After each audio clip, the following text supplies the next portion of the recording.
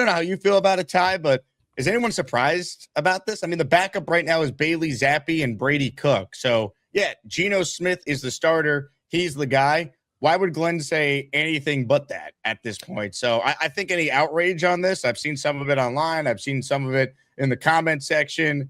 I'm not going to go there. There's so many things to be outraged about with this franchise, and my criticisms of this head coach are well documented. Glenn saying there's no doubt Geno Smith's their guy. I'm just not going to be that upset about this in late March. Hey, man, one of my biggest takeaways is what happened to Aaron Glenn. There's been a little bit of a deviation because when you asked about his quarterback last year, didn't want to tell you. We had to wait until Sunday morning to find out who Aaron Glenn's quarterback was. But you're right, man. Like, first of all, they just traded for him. What is he supposed to say, right? Like, you just traded for a quarterback who you're hoping can save your job. And so he has to inspire some level of confidence in him. I found this interesting, Jake, because I had Rich Amini on my show a couple of weeks back. And in preparing for the show, I came across like the column he had written about how the Jets last offseason were interested in Geno Smith. And so like this, I guess, description of Geno, the quarterback, would have made more sense last year when he was coming off of a 10-7 year. But you know what this screams to me, man?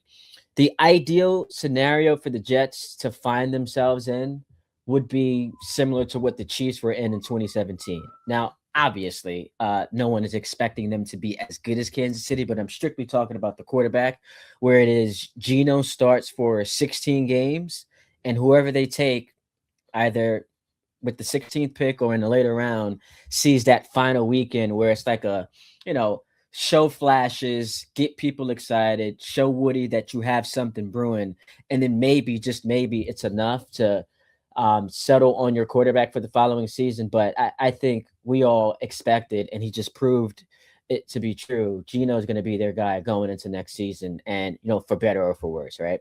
I mean, the only way this changes is if they draft, let's say, Ty Simpson in the first round, and Glenn opens the door for some sort of competition. But even then, it just feels like that would be extremely unlikely. Maybe unlikely they draft Ty, and then unlikely they even would want to put him in a position where he'd have to play right away. I mean, look, Geno Smith was probably the best they could do. I mean, we could argue, hey, maybe Derek Carr or whatever the truth is on if Kirk Cousins was actually an option or not. But I don't think anyone should be surprised about this. They need Geno Smith to be competent, and that's the word that Glenn used, because that was the biggest issue a year ago. Justin Fields wasn't just bad, he was historically bad, like just competent level quarterback play. And if Glenn holds up his end of the bargain, his superpowers are calling plays on defense. They've spent a fortune to fix the defense, and all likelihood the number 2 pick in the draft is going to be on a premier defensive player. There's no excuse if you get that competent QB play for this team to not be radically improved. Is that enough to save the coach's job?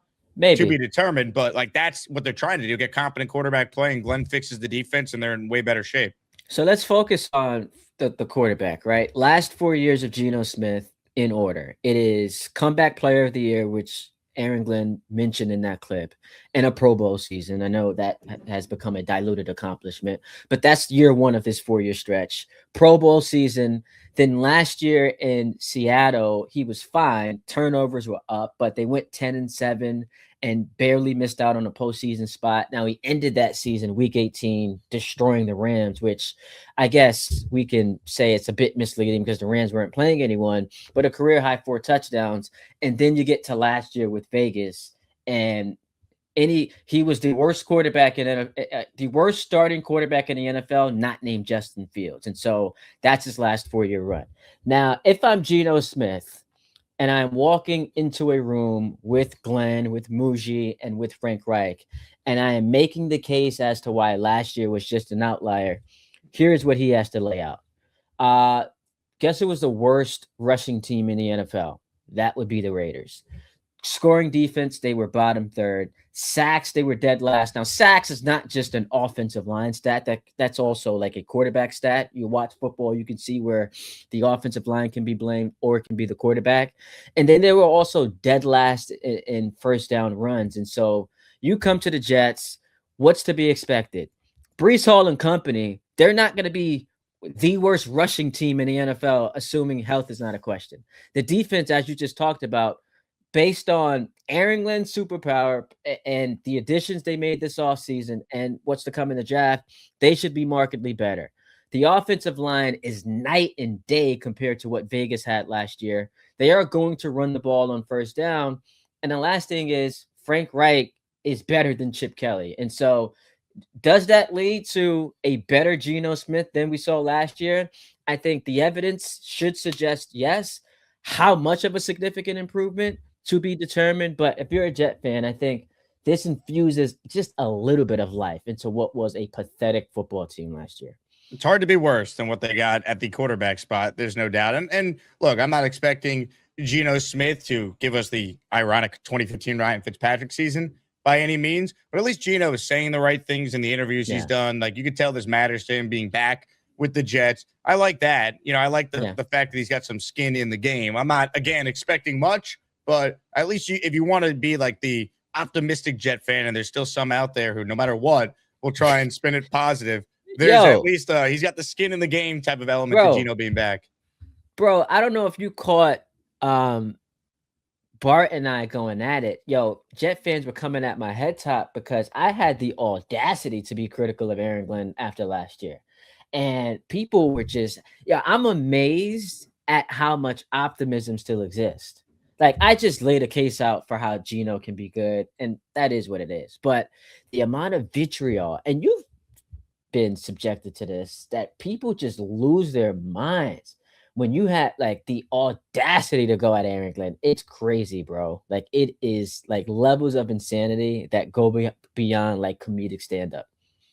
What would you say is like the baseline for Glenn to save his job? Because you and Bart were batting this around. You were someone saying, I have no faith in the coach, and rightfully so. It might be better long-term for the Jets to be bad one more year, start over, new coach, pick your quarterback in 2027. But what would Glenn have to do for him to be here in 2027, get a third year, in your opinion? So it's not just wins and losses, but you get to 6 wins and you can sell the owner on, look, we doubled our win total, right? The defense was, and this is what's actually going to help Glenn. Like, the defense was historically bad last year. Like, it is impossible to be as bad as they were. And so if you just see improvement, and the improvement is significant, and you know, coming from where they were, it should be significant. And now that he's the play caller, I think the combination of those two things should be enough. Geno's not going to be as bad as Justin Fields. Don't embarrass yourself. So in all phases of the game, right? Special teams, we know the Jets were pretty good. Their defense should be better.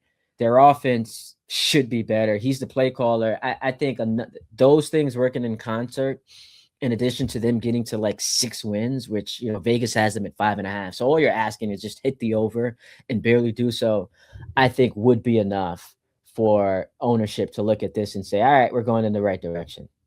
It, to me, is fascinating because I think you're right. It's not even just the win total, it's how it looks, because they start 1-7 like Adam Gase did his first year, but then they win, 6 of their final 8 games to finish 7-9. That's not the same type of 7-win season compared to the 7-win season they had, for example, in 2022 when they were 6-3 and then collapsed after they were 7-4 and lost the last 6. So I think the eye test matters, man. They got to get out to a good start. They got to win a division game early on in the year. The schedule, at least on paper, is brutal. All this matters at the beginning of the season to kind of stabilize things if Glenn even makes it through the entirety of year 2.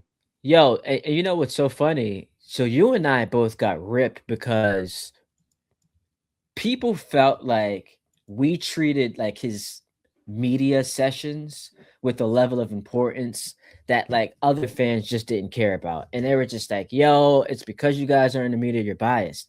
He sounds like a completely different person, right?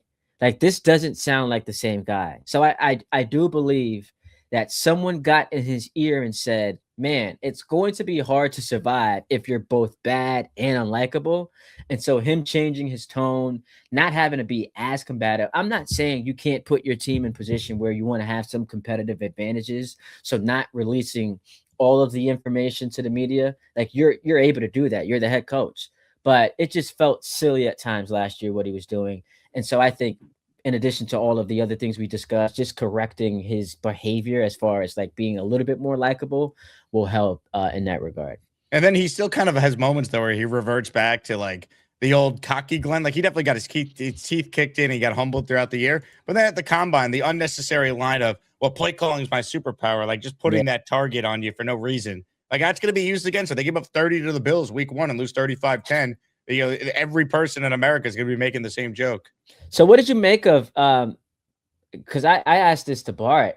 If this was your superpower, first year on the job, you talk about like culture building, changing the mentality of this team, you know, putting together a program that's going in the right direction. If this is your superpower, why not utilize that last year? Like it just didn't make sense to me. Let's kind of go through each one. Let's start with the quarterback that Muji added. Here's Darren Muji talking about Geno Smith. We evaluated Geno as well and had good grades on him and had some guys that were familiar with him and felt he would be a good fit for what we're doing moving forward. So they looked at Geno last year, and one of the guys that was familiar with Geno was the former quarterback coach of the Jets, Charles London. So look, Geno was in play for them a year ago. Ultimately, they went with Justin Fields. The rest is history. We'll see how it works this go around. Here's more from Muji being asked about, hey, what about adding another backup quarterback to the room? Feel good about the quarterback room, but could potentially add another guy to the room before the draft. We'll see where that goes, but we'll monitor that quarterback market. I mean, look, right now the room is Geno Smith, Bailey Zappi, and Brady Cook. I'd imagine they're going to add to the room. It's just a matter of, do they add someone to the room in the draft, like a Ty Simpson type, more on him in a moment, or, you know, do they go through the draft, take someone on day 3, and then they want to actually add more of a veteran type? Tyrod Taylor is still out there. Cooper Rush is still out there. Jimmy Garoppolo technically is still out there, but I doubt he would come to the Jets. I wouldn't expect any quarterback addition till the draft, because I think the Jets are in position to potentially draft a quarterback as high as pick 16. More on that in a bit, but first, here's Darren Muji addressing the biggest issue that I think many fans still have with the current roster, the wide receiver depth. I think we're just looking at it. You addressed a lot of holes in the roster, but one that might still be there is receiver too. How do you feel about that position right now? And are you looking draft there, or you still might add a veteran there? I feel good about the wide receiver room. Obviously, getting Garrett back and healthy will be big for us, and you know, seeing AD Mitchell and Isaiah and Arian, having those guys take the next step and continue to grow. But like all positions, we'll continue to evaluate the markets and see, you know, is there an opportunity to add, you know, competition and depth. Don't rule out a trade for Darren Muji. We know that since he's been the GM of the Jets, he has not been afraid to trade for veteran players. That could be a way the Jets try and solve their wide receiver issue. Could be in the draft. We obviously know about the depth at the wide receiver spot in this draft class, and certainly I think a receiver at 16 is in play. But don't rule out a trade. Not just Brian Thomas Jr., but there could be other names we're not thinking of that could potentially be options for the New York Jets. So keep that in mind. You know, one name we heard about today was Dotavion Wicks from the Packers. I don't know. I see a Packers wide receiver wearing number 13 who has some drop issues. I think Alan Lazard right away. So I don't know if I love that, but that is apparently a name to watch as someone who could be traded at that position. Here's more from Darren Muji. This is the big one right here. He's asked about the guy he wined and dined down in Tuscaloosa. Here's Muji on Ty Simpson. Ty Simpson in his private workout. It was good. It was good. It was a good visit with Ty. Really enjoyed the time down there. We went to dinner and had a workout in the morning with him. It was good. It was good. It was good. Enlightening stuff there from the Muji. More from Darren Muji. Here's Muji being asked about Breece Hall. This actually is, I think, notable. And if you're someone who wants Breece on the Jets long term, I think this is a good answer. Things staying with Breece Hall right now, and what's your confidence level in being able to get a deal done before the July? Good. Things are in a good place, and I'm hopeful with Breece. Obviously, we'll get through this draft process, and after the draft, kind of shift my focus back there and hopeful to get something done with Breece. Good. All right. After the draft, they could potentially get something done with Breece. I think that's a positive. And look, I'll play this last one here. Darren Muji being asked about if he's open to moving out of pick 2. Every GM is going to say, of course we're open to it, because that's the job. And that's essentially what Muji said, but here you go anyway. We're always open. We're open. We'll go through this draft process, like I said, and really build the board. And, you know, the calls typically don't happen until middle, as it gets closer to the draft. But we'll always be open, always pick up the phone. Okay. they'll pick up the phone. Good to know. Not much from that answer. That's exactly what you would expect. But just to recap, Muji on Geno Smith felt like he'd be a good fit for what they're doing. Muji on Ty Simpson called it a good visit. They went to dinner with him. They worked him out. Muji was asked in a follow-up about Ty Simpson's lack of experience, and he said, quote, "We want the biggest sample size we can, but there's a lot of good things to see in the games he did play." Notable comment there. Muji said, as you just heard in the cut we actually played for you, Muji said things are in a good place with Breece Hall and that he's hopeful about getting a deal done sometime after the draft. Muji open to making any deal. I didn't pull this clip because I could just articulate it to you guys, but he said that he anticipates the Jets exercising the fifth-year option on Will McDonald, which is no surprise. No matter how you feel about Will McDonald, the guy is a pass rusher who can have 10-plus sacks a year easily in the right situation. So that's a guy that you pick the fifth-year option on because you could easily trade him, and I think he's more valuable to trade if that option's been picked up. Because teams are going to look at Will McDonald and like the player a lot. He might not be the best scheme fit for the Jets, and last year, Aaron Glenn and Steve Wilkes couldn't have coached him worse, but that's the right move to still pick up Will McDonald because I think he's a good football player. So that shouldn't be a surprise there.